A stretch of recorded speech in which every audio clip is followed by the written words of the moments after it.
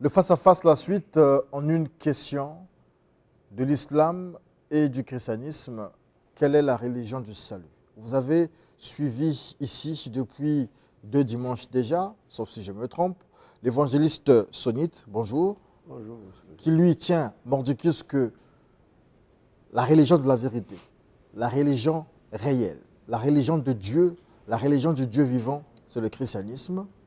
Et le président de la communauté islamique Ahmadiyya, M. Saïd Ahmad, bonjour. Bonjour, monsieur. Pour lui, rien à faire. Il n'existe qu'une seule religion pour toute l'humanité, c'est l'islam. Alors nous allons clore avec ces débats aujourd'hui. Chacun d'eux donnera des arguments.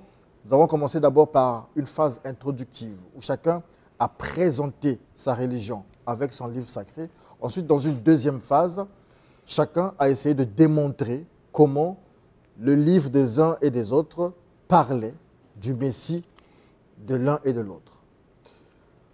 On peut s'embrouiller, mais aujourd'hui, et les chrétiens et les musulmans, et ceux qui sont neutres, devront comprendre, à la lumière des arguments des uns et des autres, quelle religion devront-nous suivre, ou bien nous n'avons pas intérêt à suivre ou le christianisme ou l'islam. Mais je laisse la parole à M. Saïd Ahmad pour ouvrir le face-à-face. Merci beaucoup. A'udhu billahi minash shaitanir rajim. Bismillahirrahmanirrahim. Je pense que nous sommes ici pour faire comprendre aux gens la véritable religion. Il faut que chacun il présente son livre, ses enseignements, sa foi, et il approuve pour que les gens puissent comprendre.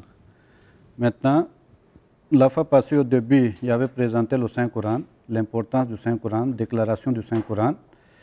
Maintenant, le deuxième débat, mon débatteur il était venu pour appuyer sur le Saint-Coran en disant que le Saint-Coran, c'est le livre qui présente la véritable histoire de Jésus, la véritable image de Jésus. Et dans la Bible, il n'y a pas des arguments qui pouvaient prouver que Jésus était une personne envoyée de Dieu ou soit c'était un bon homme. Maintenant, il était en train de me pousser, il faut que j'accepte, je suive mon livre, le Saint-Coran. Parce que le Saint-Coran présente les vraies images de Jésus.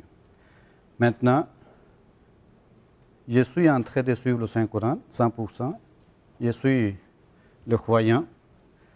Et le Saint-Coran qui me dit que Jésus, fils de Marie, chapitre 19, verset 30, « Inni Abdullah » je suis serviteur d'Allah.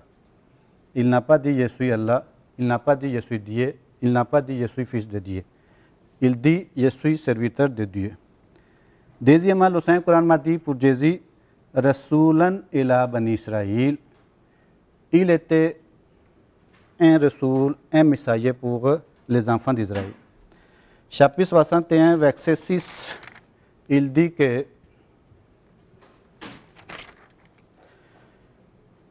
il dit aux enfants d'Israël que je suis un nabi pour vous, je suis un Rasoul pour vous, je suis un prophète pour vous.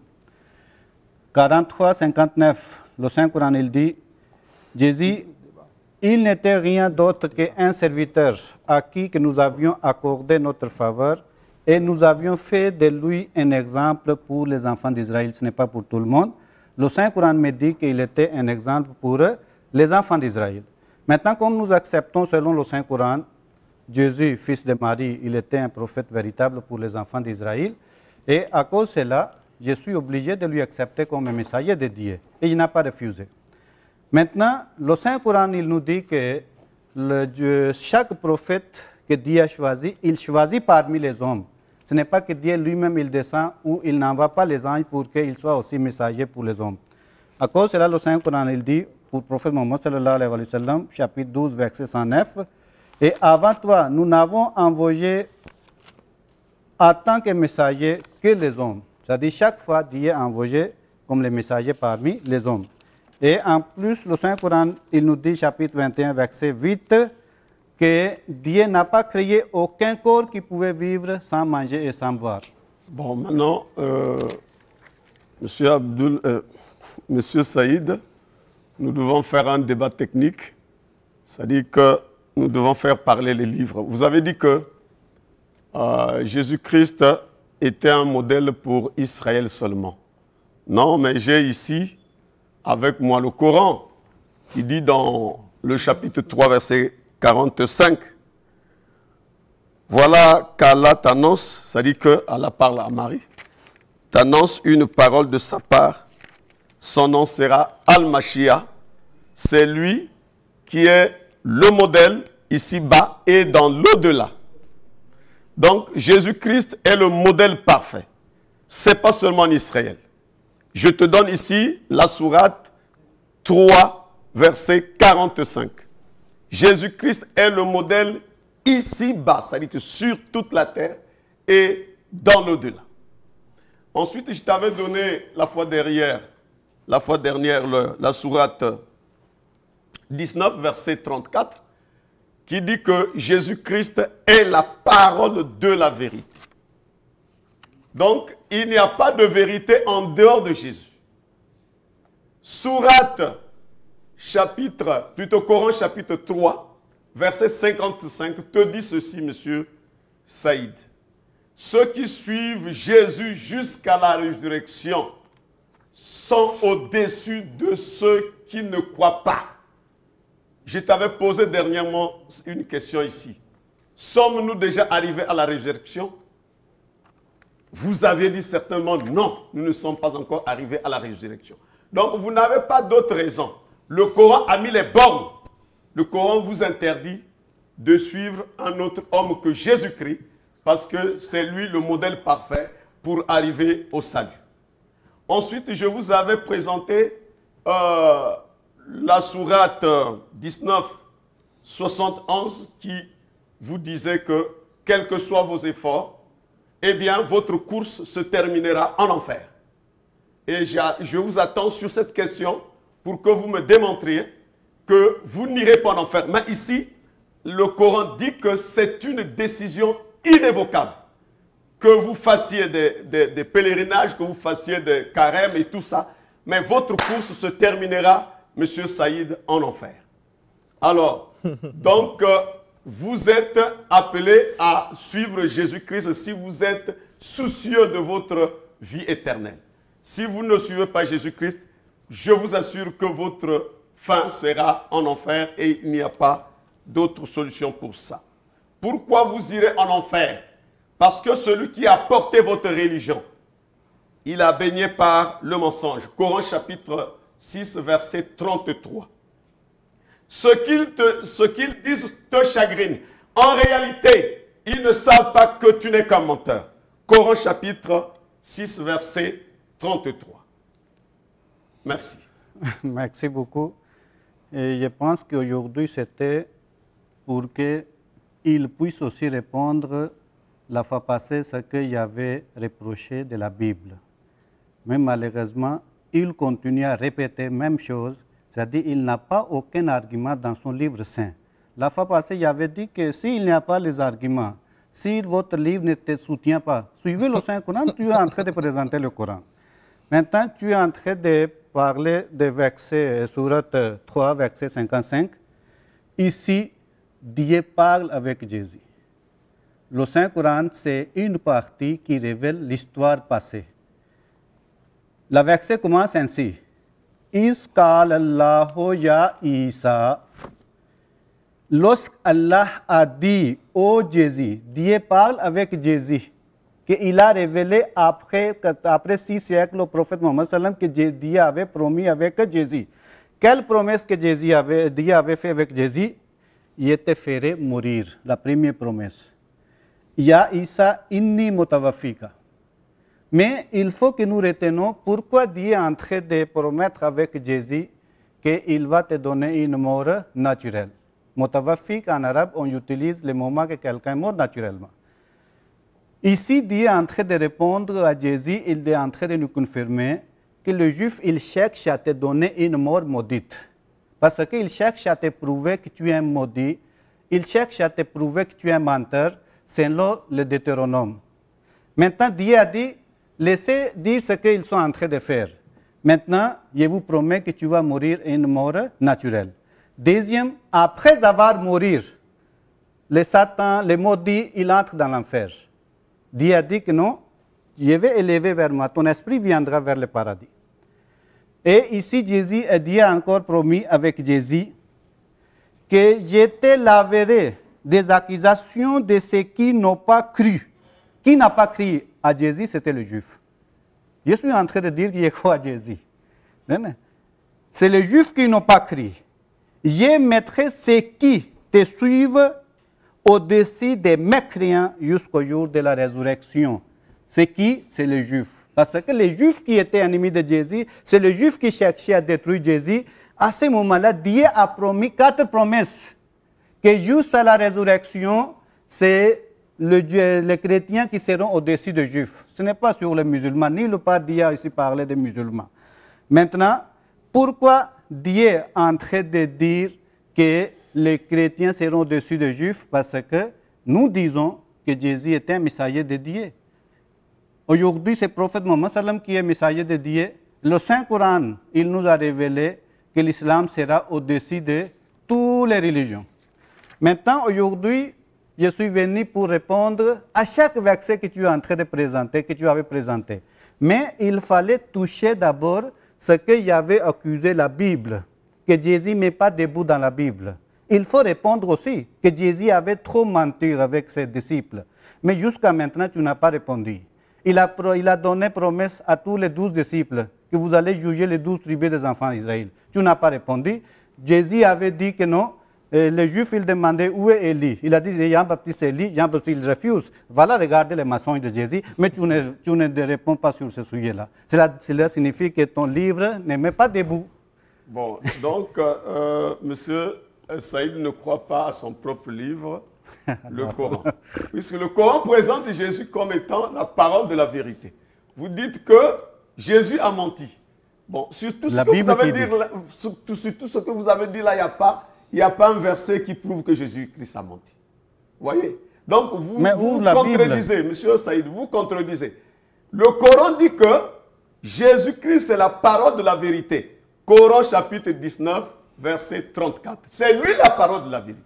Donc, en dehors de Jésus-Christ, il n'y a pas de vérité. Il n'y a pas de vérité en Jésus-Christ. Et plutôt, il n'y a pas de mensonge en Jésus-Christ. Jésus-Christ n'est que la vérité.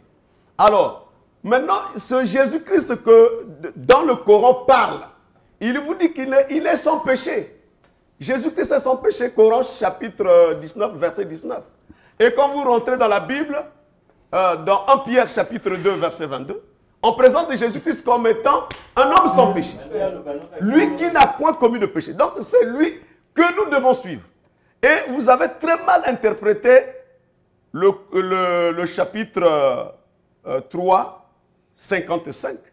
Le Coran que j'ai ici dit, ceux qui te suivent, parlant de Jésus, ceux qui te suivent jusqu'à la résurrection. Ceux qui te suivent jusqu'à la résurrection sont au-dessus de ceux qui ne te suivent pas. Donc, le Coran nous présente une garantie en suivant Jésus-Christ. Jésus-Christ est sans péché. Donc, je vous conseille, monsieur Saïd, d'abandonner votre religion parce que votre religion vous amène droit en enfer. Je vous ai donc donné le chapitre 19, 71 que vous n'arrivez pas à contredire. Pourquoi alors le Coran ne peut pas procurer le salut à l'humanité? Vous savez que, je vais vous informer, je ne sais pas si vous le savez, vous savez que votre prophète a pris la femme de son fils. Vous êtes conscient de ça? Est-ce que quelqu'un qui peut amener les gens au salut peut prendre la femme de son fils? Coran chapitre 33, verset 37. Lisez, si vous avez le Coran là, lisez tout de suite. Si vous voulez me contredire sur ce passage, lisez. Votre prophète a pris la femme de son fils. Pensez-vous qu'un prophète sérieux, qui prétend amener les gens au salut, peut faire de telles choses? Avez-vous déjà vu Jésus-Christ faire de telles choses dans la Bible? Donc, je souhaiterais que quand vous allez prendre la parole, que vous me contredisez sur les versets. Je vous donne ici. Je vous donne ici. Ton temps est fini, non? Ferme la bouche. Merci. Maintenant, je pense que toujours il est au sujet. On vous demande comment Jésus t'a sauvé. Oh, Jésus est pire, oh, Jésus a fait ceci, Jésus a fait cela. Mais comment tu seras sauvé? Écoute, ne parle pas maintenant, c'est mon temps. Maintenant, quand c'est trop triste qu'aujourd'hui les pasteurs, ils n'ont pas aucune connaissance de l'histoire aussi. Approuve-moi que le prophète Mohammed sallallahu alayhi wa sallam, il avait un enfant qui s'appelle, qu'est-ce qu'on dit, qui est un garçon, dans l'histoire. Montre-moi. Il n'y a pas aucun. Le Saint-Coran, il dit que parmi vos hommes, le prophète n'a pas un enfant qui est garçon. Maintenant, quand il n'a pas un garçon, comment tu peux dire que non, il a marié, il a pris la fille et je vous donne, les références ici, Coran chapitre 33, verset 37. Lisez, vous avez le Coran avec vous. Vous n'avez pas amené le Coran pour la bonne forme, M. Saïd. Écoute, je suis en train de vous traduire le Saint-Coran. Il dit approuve-moi. C'est même verset, ouvre, et même verset tu lis, que Dieu est en train d'annoncer que parmi vos hommes, le prophète n'est pas le père de quelqu'un. Quand Dieu a refusé qu'il n'est pas parmi vos hommes, il n'est pas le père de quelqu'un, mais son fils viendra d'où? Non, ne parle pas. Maintenant, tu avais parlé ici que Jésus, que Dieu lui a révélé, c'est un calima, c'est la parole de Dieu. Est-ce que Jésus seulement qui est la parole de Dieu? Selon le Saint-Coran. Le Saint-Coran, il dit que d'abord, Inna masala Isa indallah ka masala Adama, que l'exemple d'Isa, c'est comme l'exemple d'Adam. Tout comme Dieu a créé Adam, il a créé Isa. Et son parole, c'est Kun Fayakun. Kun Fayakun. L'unique personne qui a été présentée comme parole de Dieu, c'est Jésus-Christ. Dans le Coran et dans la Bible. Si vous avez un autre verset du Coran qui présente Mohamed comme parole de Dieu, donnez-moi ce verset, M. Saïd. Si vous avez un verset là avec vous, désignant Mohamed comme étant parole de vérité, parole de Dieu, donnez-moi ce verset. Mais moi, je vous ai donné Coran chapitre 19, 34. Jésus-Christ est présenté comme parole de vérité, parole de Dieu. C'est le Coran chapitre 1, verset 171. Jésus-Christ est présenté comme parole de Dieu. Donc, vous n'avez pas d'assise ni dans le Coran, ni dans la Bible. Vous voyez le comportement de Jésus, tu as dit que le prophète sallam, il a pris la fille de son fils. Il n'a pas son fils. Il n'a pas un fils. C'est ça que tu dis. Je dis la femme de son fils. Maintenant. Bon, pour vous aider, le Coran parle d'un fils adoptif. Vous êtes d'accord avec nous que le prophète Mohammed a eu des fils adoptifs? Vous êtes d'accord? Il a pris la femme de son fils adoptif. Cette fois-ci, je vous éclaire mieux. C'est un mal? Ah, donc c'est vrai. C'est un mal? C'est la vérité. Écoutez d'abord. Comment pouvez-vous prendre la femme de votre fils adoptif? C'est ça que Dieu a mis fin. Est-ce que ça, c'est la bonne moralité, M. Saïd? Toutefois que vous venez ici, vous dénigrez la Bible, vous dénigrez le Coran. Donc maintenant, j'amène le Coran pour vous corriger. Non.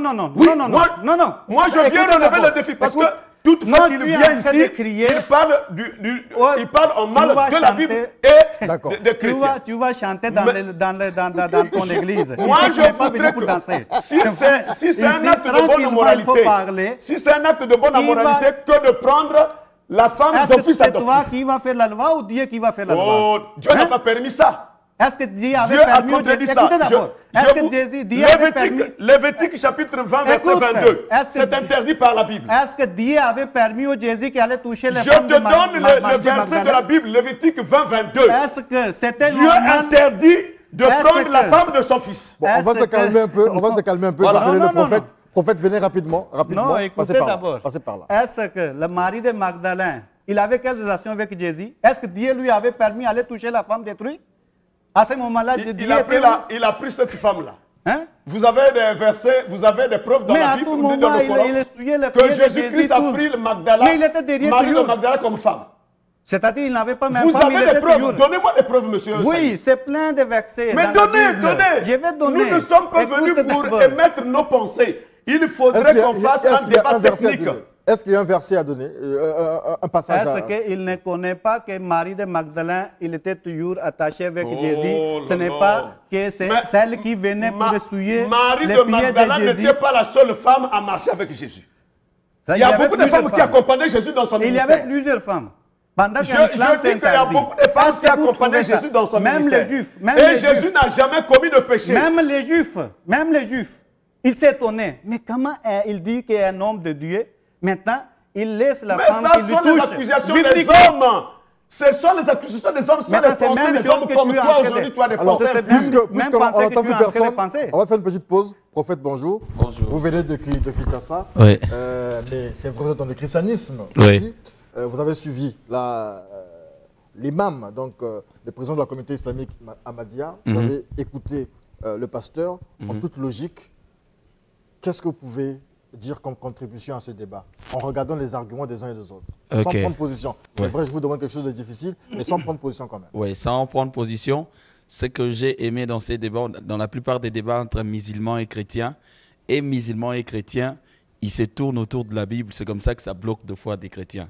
Ce que j'ai aimé avec l'homme de Dieu, les débats est ramené dans le Coran. Et là, je sens que ça a été un peu un souci pour les co-débatteurs. Et moi, je crois que c'est quand on débat sur un même livre, c'est alors que la lumière peut jaillir. Donc, je crois que si on veut débattre Bible et Coran, ça sera un souci. Donc, ça veut dire que les débats doivent être dans ce sens. Il est chrétien, il est musulman, mais tous ils ont débattu dans le Coran. Alors, je trouve ces débats un peu plus intéressants. Mais si c'était Et qui vous convainc? Qui vous convainc? bon, Même si vous êtes chrétien, si le musulman vous convainc, même s'il a tort ou... Non, lui m'a convaincu lui vous parce que convainc. ce que j'ai senti avec l'imam, il a voulu ramener les débats dans la Bible.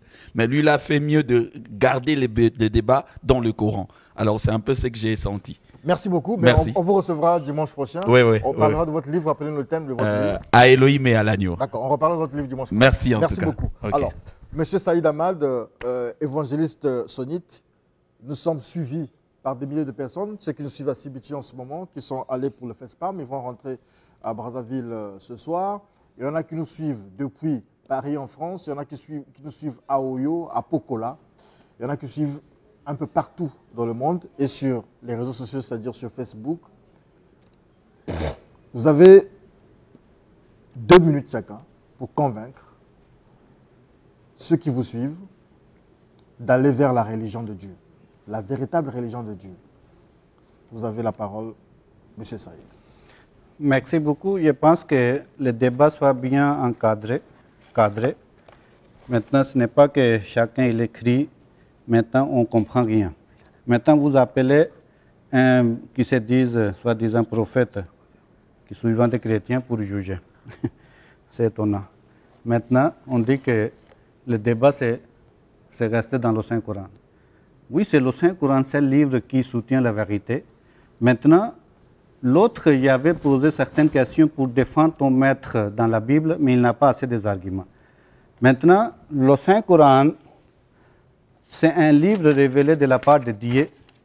Et le Saint-Coran, c'est le livre qui va sauver l'humanité et qui est en train de sauver l'humanité. Et toutes les promesses que Dieu avait données au prophète Mohammed sallallahu alayhi wa sallam à son époque et jusqu'à aujourd'hui, c'est réalisé. Toutes les promesses que Jésus avait données, aucune promesse qui est réalisée, malheureusement. Maintenant, le saint prophète sallallahu alayhi wa sallam, il avait réussi que Dieu va te protéger dans les mains des gens. Jusqu'à la fin de sa vie, personne qui a pu mettre, qu'est-ce qu'on dit, la vie du prophète sallam à la mort. Maintenant, plutôt, Jésus a pleuré toute la nuit, mais il n'était pas écouté et il était mort sur la croix, une mort maudite. Maintenant, c'est là, c'est lui qui n'était pas écouté, celui qui va sauver. Moi, je n'ai rien inventé. J'ai apporté ici le Coran parce que depuis longtemps, M. Saïd a fustigé, a dénigré la Bible et les chrétiens. Voilà pourquoi je viens relever le défi, lui montrer que la Bible nous présente Jésus-Christ comme un homme saint, sans péché, alors que son prophète a péché plusieurs fois, parce que je donne un exemple dans le Coran. chapitre 48, verset 2. Là-bas, on dit que Mohamed, c'est un pécheur et il demande plus de 70 fois pardon à Dieu pour les péchés qu'il commet. Donc, le chemin, c'est Jésus-Christ. Il faut suivre Jésus-Christ. C'est lui le chemin du salut. C'est lui le chemin de la vérité. En dehors de Jésus, pas de salut. Et tous ceux qui viennent ici, les magiciens, les machins, il n'y a pas de salut en dehors de Jésus-Christ.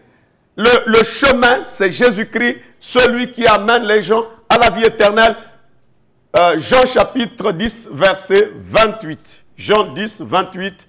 Jésus-Christ dit, je connais mes brebis, elles écoutent ma voix, elles me suivent et je leur donne la vie éternelle. Merci beaucoup. Monsieur Saïd, vous avez un contact téléphonique. Le salut est Vous pouvez nous contacter au numéro 05 555 42 18, 05 555 42 18. La communauté Ahmadiyya a préparé les repas pour tous les pasteurs. Nous avons publié les livres Où mourit Jésus, La dérive du christianisme et Révèle des réels devient fiction et Jésus en Inde. Tous les repas sont bien préparés. C'est disponible. C'est vous là-bas? Et je viens lui donner et j'attends la réponse de ces livres écrits. D'accord. C'est un défi pour lui. Numéro de téléphone. Je suis au 06 905 74 38. 06 905 74 38. Suivez Jésus et vous aurez la vie. Dans l'islam, il n'y a pas de salut, il n'y a que l'enfer. Merci beaucoup, c'est la fin du face-à-face. La suite, c'est avec le pasteur Ange Bienvenu Aluna qui sera reçu par Mon Désir Ikando. Donc, question-réponse.